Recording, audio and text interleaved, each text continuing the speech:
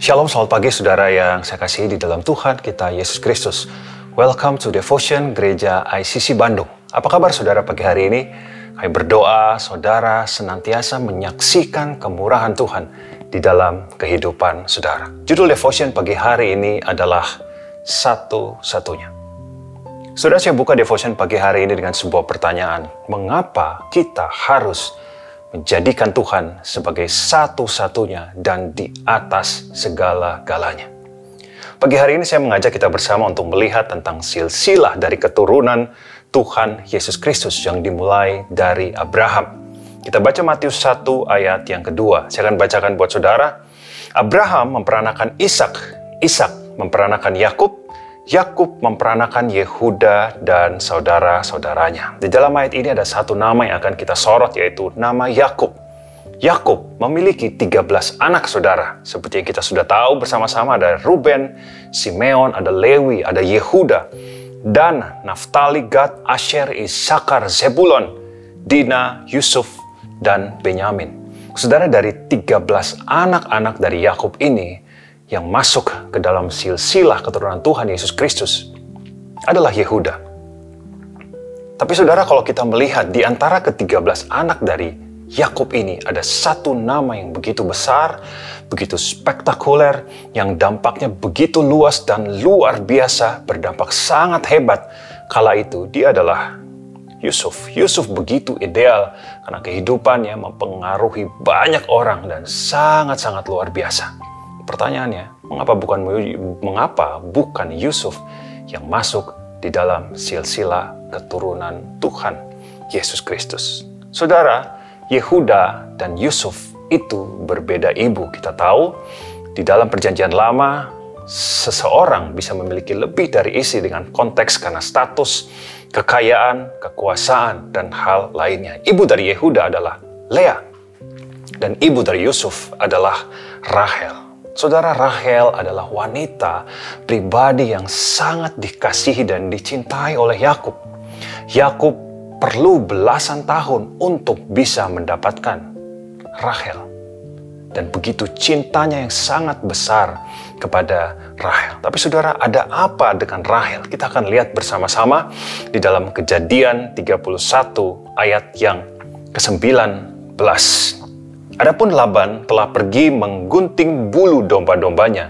Ketika itulah Rahel mencuri terafim ayahnya. Saudara, peristiwa ini adalah suatu kali Yakub dan seluruh keluarga intinya akan pergi meninggalkan rumah Laban yang merupakan mertuanya, ayah dari Rahel.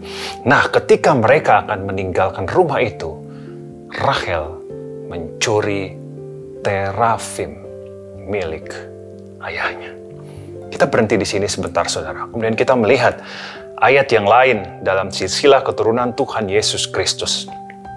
Di dalam Matius 1 ayat yang ke-6. Saya akan bacakan buat saudara. Isai memperanakan Raja Daud. Daud memperanakan Salomo dari istri Uria. Di sini kita melihat ada satu nama lagi, wanita yang masuk di dalam silsilah keturunan Tuhan Yesus Kristus. Dia adalah istri Uria, yang tidak lain dan tidak bukan, dialah Betseba. Uria adalah pahlawan perang dari Daud. Pertanyaannya, mengapa Betseba yang masuk ke dalam silsilah keturunan Tuhan Yesus Kristus? Kita tahu, Betseba begitu terkenal dengan Raja Daud karena sebuah skandal besar yang menyeret Raja Daud, dan karena skandal ini menjadi catatan merah di dalam kehidupan Daud. Tapi tahukah saudara, Daud memiliki istri yang lain yang bernama Mikal. Mikal ini begitu ideal karena dia adalah anak dari Raja Saul. Dia begitu terhormat, disegani, terpandang. Mengapa bukan Mikal yang masuk ke dalam silsilah keturunan dari Tuhan Yesus Kristus? Mari kita lihat bersama-sama dalam 1 Samuel 19 ayat yang ke-13. Sesudah itu Mikal mengambil terafim dan menaruhnya di tempat tidur. Ditaruhnya sehelai tenunan bulu kambing di bagian kepala dan ditutupinya dengan selimut. Saudara, peristiwa ini adalah ketika Mikal sedang melindungi dan menolong Daud untuk melarikan diri dari Raja Saul yang akan membunuhnya waktu itu. Saudara, Rachel dan Michal adalah dua nama yang kita pandang ideal untuk masuk ke dalam silsilah keturunan Tuhan Yesus Kristus. Tapi saudara, seperti yang kita sudah baca dari dua ayat tadi, Rachel dan Michal terhubung dengan yang namanya terafim. Tahukah saudara apa itu terafim? Terafim itu adalah berhala. Terafim adalah patung berhala yang biasa dijadikan untuk keberuntungan, tempat meminta berkat, tempat meminta perlindungan sebagai jimat, tempat meminta petunjuk, tempat untuk mencari sumber keselamatan. Saudara, terafim adalah ilah lain. Rachel dan Michal memiliki terafim dan itu adalah patung berhala. Saudara, masih ingatkah saudara ketika Tuhan memberikan 10 hukum Allah kepada Musa diberikan untuk bangsa Israel sebelum mereka masuk ke dalam tanah perjanjian? Apa bunyi hukum yang pertama? Ulangan 20 ayat 3. Jangan ada padamu Allah lain di hadapanku. Saudara, memiliki ilah lain, memiliki berhala di hadapan Tuhan adalah sebuah kekejian yang sangat fatal. Sebuah kekejian besar di hadapan Tuhan ketika memiliki ilah lain, sumber yang lain selain Tuhan sendiri. Dan itu sangat tidak menyukakan hati Tuhan.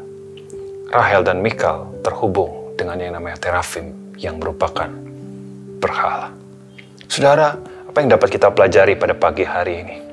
Apakah kita telah menjadikan Tuhan sebagai satu-satunya sumber di atas segala sumber? Apa kita sungguh-sungguh menjadikan Dia yang terutama di dalam kehidupan kita? Apakah ada sumber berkat lain yang kita andalkan? Apakah ada tempat lain, tempat kita bergantung yang kita percaya sebagai sumber berkat yang sanggup menurunkan berkat di dalam kehidupan kita? Apakah Dia menjadi satu-satunya sumber yang menyelamatkan, yang melindungi dan menjagai kita? Apakah Tuhan menjadi satu-satunya jaminan terbesar di dalam kehidupan kita? Dan tidak ada nama lain selain Dia yang menjadi terutama dan satu-satunya di dalam kehidupan kita. Tahukah saudara, menjadikan Dia sebagai satu-satunya Tuhan dan tidak ada nama lain, tidak ada sumber lain yang kita andalkan selain Dia, itu sungguh menyukakan hati Tuhan. Pagi hari ini, mari kita periksa kehidupan kita dan jadikan Tuhan sungguh-sungguh menjadi satu-satunya sumber yang kita andalkan, sumber yang kita percayai dan tidak ada nama lain di dalam kehidupan kita. Dan kepercayaan kita kepada Tuhan akan menjadi warisan terbaik kepada anak cucu kita.